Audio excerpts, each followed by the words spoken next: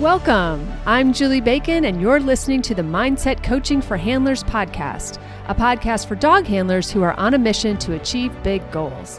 Here I share lessons, insights, personal stories, and tools you can apply during your next show, trial, or test to help you strengthen your mental game and hopefully cue more consistently. Be sure to check out the show notes where you'll find details about the episodes, plus important links, including the link to the Dogged Planner and Workbook created just for handlers on a mission.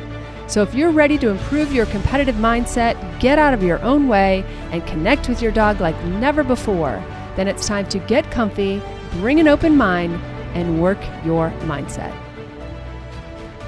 Hey there, and welcome back to the podcast. Okay, this week we are talking about our goals with a little bit of a twist, or maybe a little bit of a focus in a different direction. I don't know, you'll tell me. But this came up this week when I was having some conversations, and I just thought it was an interesting take on our goals and how we think about our goals.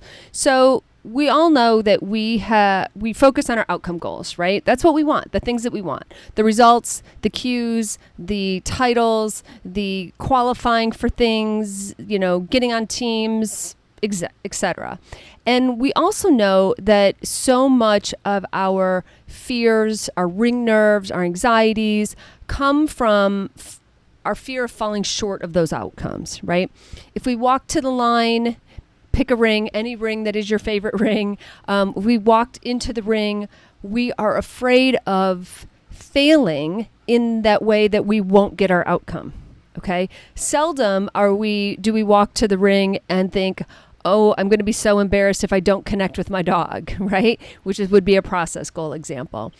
So we really are tying so much of that anxiety to the outcomes different than we are to the process goals, okay? And we've talked about that in a whole bunch of different ways on this podcast and on my blogs and other places, right?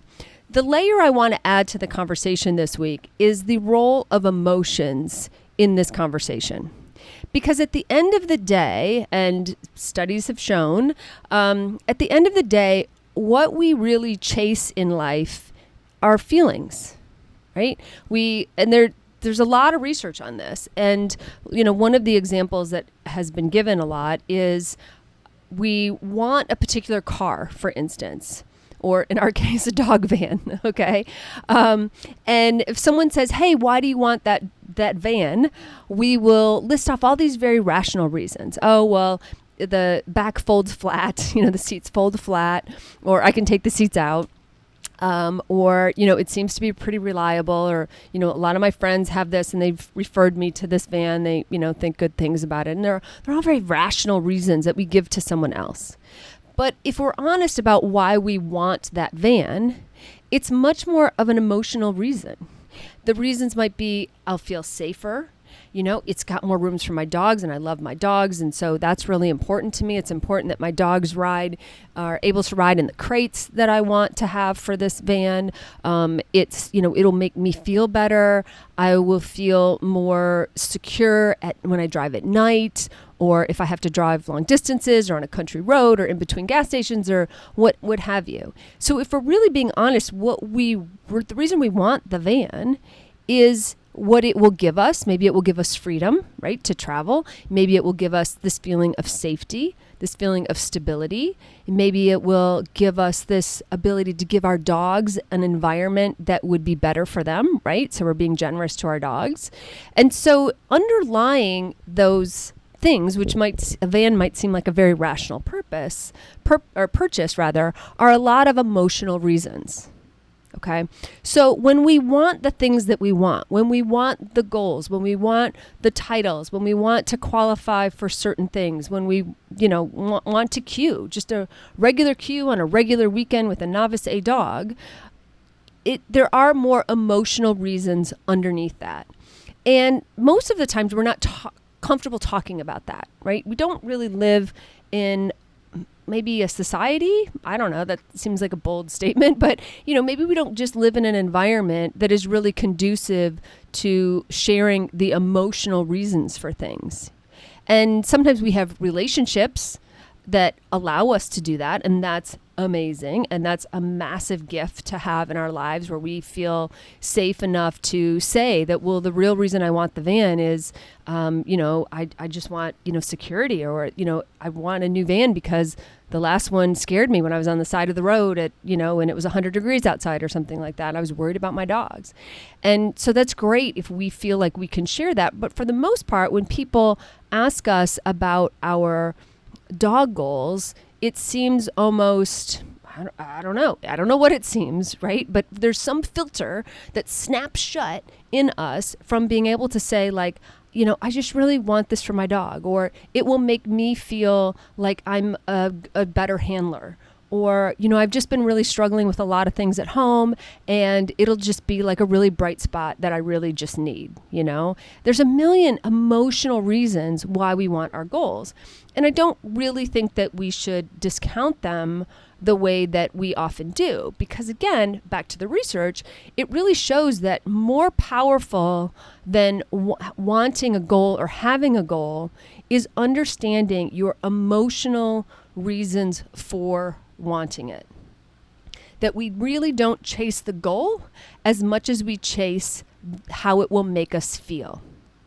And that is really important to be aware of. I started to say come to terms with, but there's no coming to terms. I just want you to be aware of it and be connected to why you want what you want. Because in that why is more motivation, right? Or maybe is the secret to you finding the discipline that you need to go out and train, or find a way to train when it's, a heat wave, or it's freezing, or it's raining, or whatever it is that you just don't want to, it makes you just not feel like it that day, right? So when I coach people, and even when I talk about goals, and if you've heard me at all, that I will ask people to often go back to their why. Why is it that they compete with their dogs, right? We all love animals, or maybe not animals generally, maybe just a few animals. We love dogs. Let's agree to that. And somewhere along the line, we decided that it would be really freaking fun to compete with them. And I'm laughing because, a lot of it is fun and a lot of it is not fun. It is work. It is discipline. It is hard.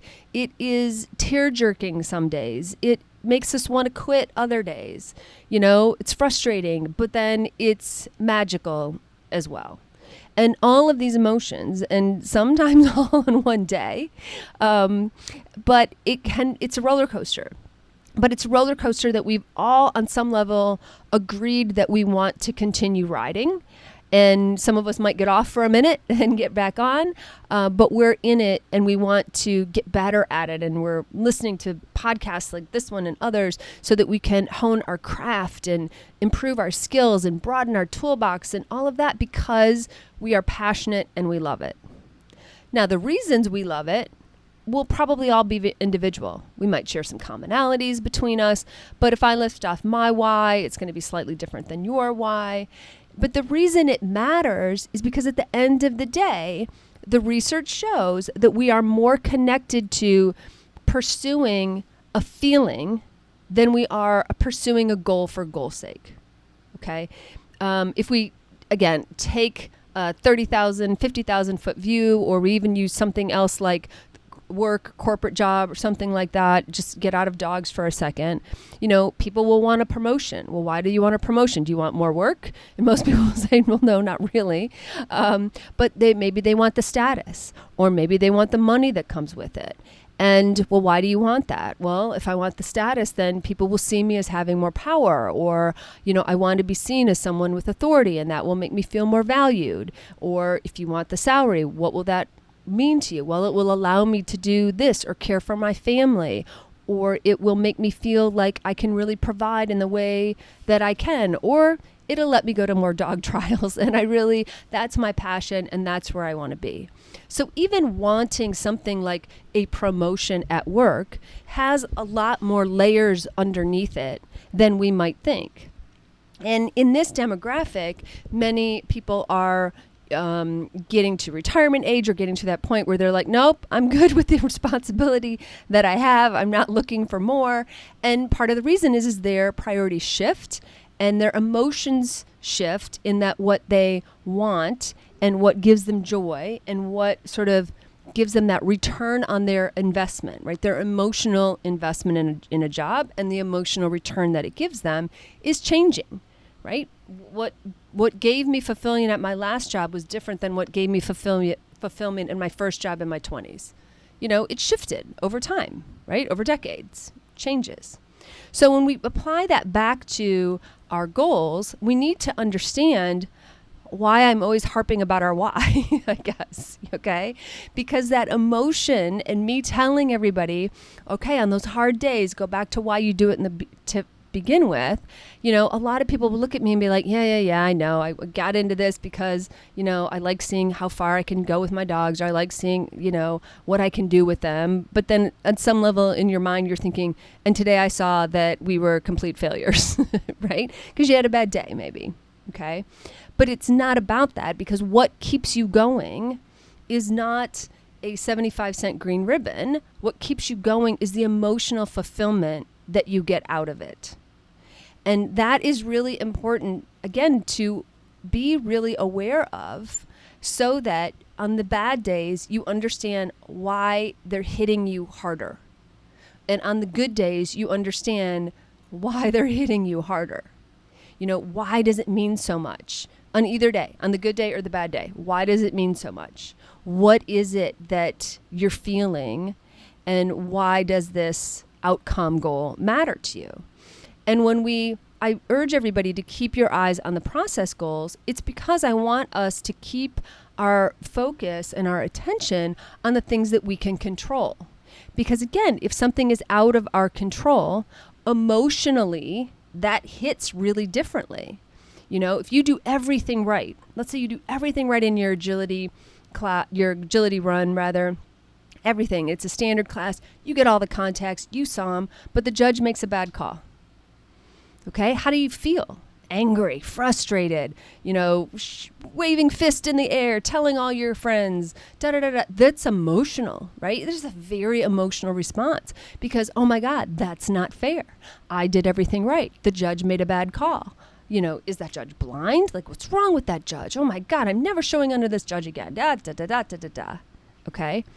And it's because we have an emotional attachment, and therefore we have an emotional response to something we don't control because it's unfair, or something else happens, a squirrel runs into the ring or something like that, and your dog gets distracted, or a baby starts screaming in the corner, oh my God, babies aren't even allowed in this ring, and we start waving our fists.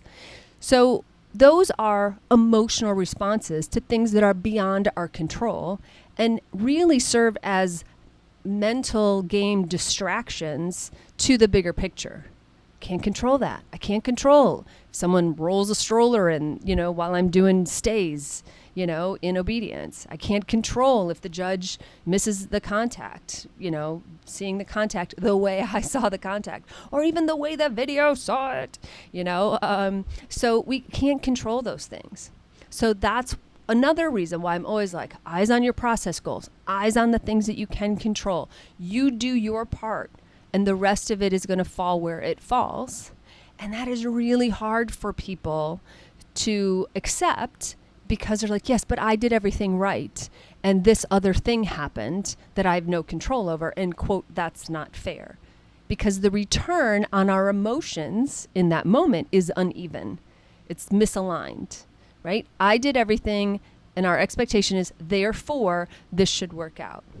And that gets into how emotions and predictability factor into our runs, into our planning, into our training, and we're going to cover that when I come back. Quick question. Do you ever wish you had more mindset help? Well, the Q membership was created just for that reason. Every month we pick a topic, and then we have 4 lessons, which are kind of like these podcasts, that we dive deeper into. And so if you are ready for more, you're ready for more mindset work, think about joining the Q membership. Annual members get a free coaching session, but you can also choose the monthly option as well. Go to theqcoach.com to learn more. Let's get back to the episode. So let's pick up where we left off with this example that you go into the ring, you do everything right, the judge makes a bad call, and you thought you woulda, shoulda, cued and the judge is like, so sorry, not today. And part of that emotional reaction has its roots in predictability. What is predictable? And it goes, I think, a little bit beyond expectation. I think expectation can be a little more rational. Predictability really speaks to our emotional state and in some ways, in some days, our kind of safety. And what I mean by that is if I, do X, then I should be able to predict Y will happen. Okay, so if I go into the ring, I execute, great, my dog's perfect, everybody's perfect, the video shows it's perfect, and the judge makes a bad call, then what happened to me is that was not predictable. I am upset that I did all the things and my predicted outcome did not occur. And that really upsets us, okay? Because we live, that's kind of our world. That's kind of our jam, right? In this simulation called life, right? That is our jam. We do things and we expect certain outcomes.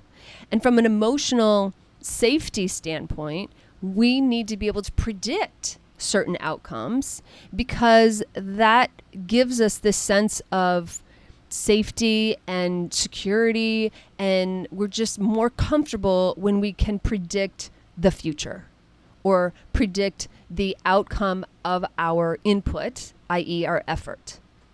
And so sometimes when mistakes happen or in training, or maybe our dog, it's not the judge's fault anymore. Sorry to all you judges listening. I love you. But sometimes, it could be, something happens in the ring. Like say you have, your dog misses a contact. And they shouldn't have. There's no reason for it. They shouldn't have. I was in the place I needed to be. We've been training it, And again, not predictable. So then it sends you spinning because now what else isn't predictable? What else about my training and my preparation isn't predictable? What else can I not count on anymore, right? Because when things are predictable, we can count on them. We can be sure of them. We can take it off the radar in terms of things that we have to worry about. They're understood. They're going to happen. And when something unpredictable happens, it throws us for a loop. And depending on I'm going to call it severity, but that's not really the right word. Depending on the severity, the bigness of what it is, it almost is like this emotional betrayal, predictability betrayal kind of a thing. And I think that's really interesting to look at, right? It's really interesting, especially for, if you are struggling with like a running contact, or even just a 2-on 2-off contact in agility, how them missing it feels like, oh my God, I can't even possibly predict when this dog is going to do this, right? Or that phrase that people will use, and I hear this in every ring, well, it depends which dog shows up today. And while I hate that phrase, generally speaking, what it is speaking to, and even if you're thinking it, feeling it, and you don't say it out loud, right? What it's speaking to is, I don't know what's going to happen today. I can't predict what's going to happen today. And that scares me to death. Now, fear is a continuum, so maybe it just makes you a little nervous to all the way across the continuum to downright terrified, right? And that's where people with baby dogs would be like, I don't know, he might run out of the ring. He might do everything perfect, or he might run out of the ring. It's really, who's to know? And we might laugh about that amount of unpredictability, not a word. We might laugh about it and make jokes about it, but really it comes from kind of a terrifying place, okay? My Navaze dog was known to leave the ring. He jumped out of the ring a couple times. I mean, like, how am I going to stop that, And so that shakes us, and it can shake our confidence, and it can shake even our training. And because am I not trusting my training? I thought my dog was ready. I thought my dog was prepared. I thought they were proofed. I thought it was time. And we take them off the farm, if you will, and we take them somewhere and put them in a ring or put them to a test, and something absolutely unpredictable unpredicted happens. And it shakes us, and we have this big emotional reaction. Now, in the moment, we're probably not talking about it, this lack of prediction being the problem.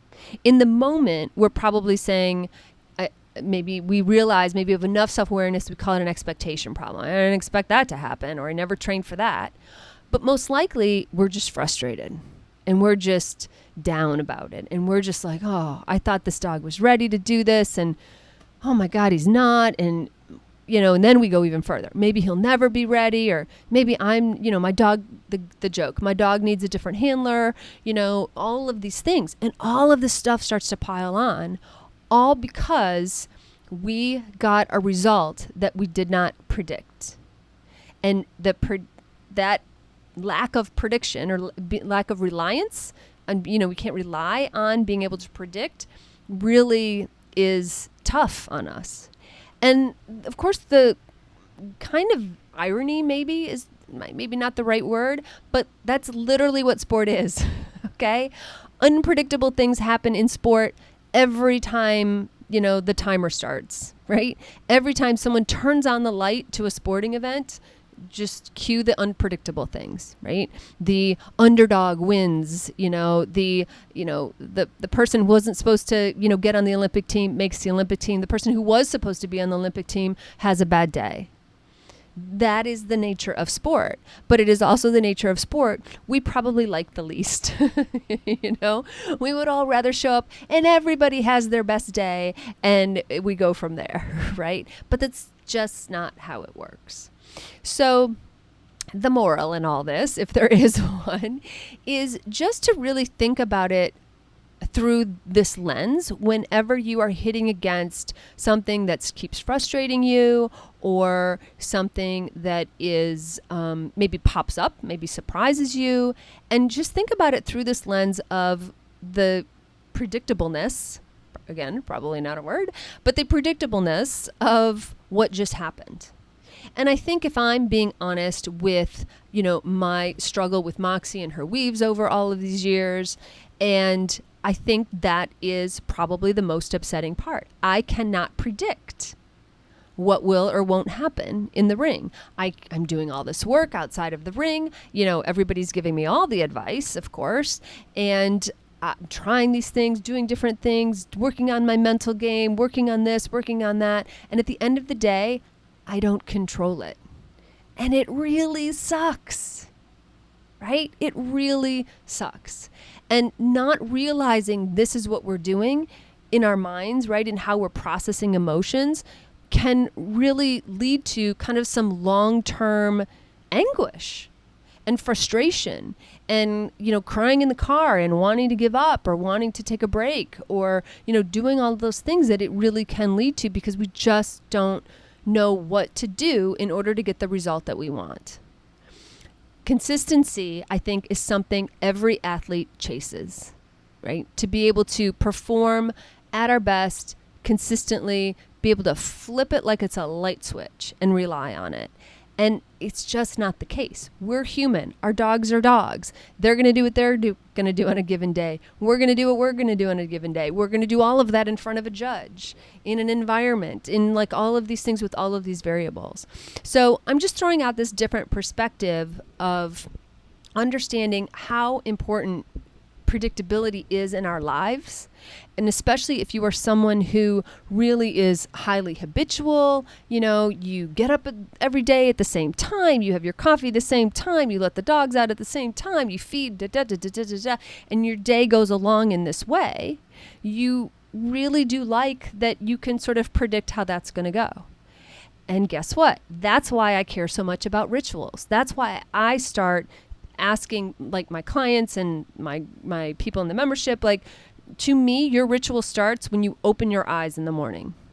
It's not only crate to gate. Crate to gate is included in that piece, but you need to have because when you have a ritual that you can count on, think of all the worries you no longer have to think about. You don't have to worry, did I buy dog food yesterday? Can I feed my dogs? You just know that there's dog food in the container. Right? You just know that this is going to happen. You just know that what you're going to wear, how long it's going to take you to get there, right? So we set up structures so that we can be predictable. And emotionally, we will know how we feel. Because if my morning is set up and, I'm trialing this weekend, so like I'm staring at my tennis shoes that I'm going to wear tomorrow, because it's one less thing that I have to worry about. And if I can take that off the table, then I'm more likely to be calm than, flipping out of being like, oh, what shoes am I wearing? Are my inserts in those shoes? Or whatever. Okay. And our dogs love predictability, right? We know that. We think, oh my God, they're a creature of habit. Well, when they know what the day is going to be, they're more likely to know how they're going to feel. And anybody who's ever had a dog with any amount of anxiety, not being able to predict a thunderstorm and not knowing whether or not this is going to be a day where, the thunder, wins, kind of a thing, has got to be pretty jarring. So this concept of predictability and how it messes with our emotions and how that then affects our performance and our mental game is really important. Backing that out the other way, we know that there are things that we can do and put in place to help us with that. Rituals help us, goals help us, process goals help us. Setting up your why and really understanding your why. That's an emotional reason that you get up and do this game every day. Okay. So that's my thought of the week, if you will. So as you are, going through your dog lives this weekend, think about how much is predictable and how, is that soothing to you, or does it bore you? Or, if something good happens in the ring, how does that make you feel? If something that you don't want happens in the ring, how does that make you feel? And really kind of sit with it and understand how being predictable or not predictable affects your emotional response to something. Okay. So just another way to think about goals and outcome goals, process goals, our why, our rituals, and all those things that I always am yammering on about, so that we can have this nice grounding foundation to our day. And it's just another perspective of why it matters. All right. So I hope this helped you, or at least gave you another way to think about it. And no matter what you're up to this week with your dogs, I hope you're having a fantastic time. Thanks so much for listening to the Mindset Coaching for Handlers podcast with me, Julie Bacon. I am so grateful for your precious time. Check out my Dogged Planner workbook and journal available on Amazon. Just search for Dogged Planner. I also offer monthly membership that's perfect for ongoing support of your awesome goals. Check out theqcoach.com for details, or just stop by and check out all the ways you can work on your mindset. And be sure to follow me on Facebook and Instagram at theqcoach and let me know how it's going. Finally, please share, subscribe, and leave a review. This helps us podcasters tremendously. Plus, I know I get my best podcast recommendations from friends. Thanks, and have a great week with your dogs.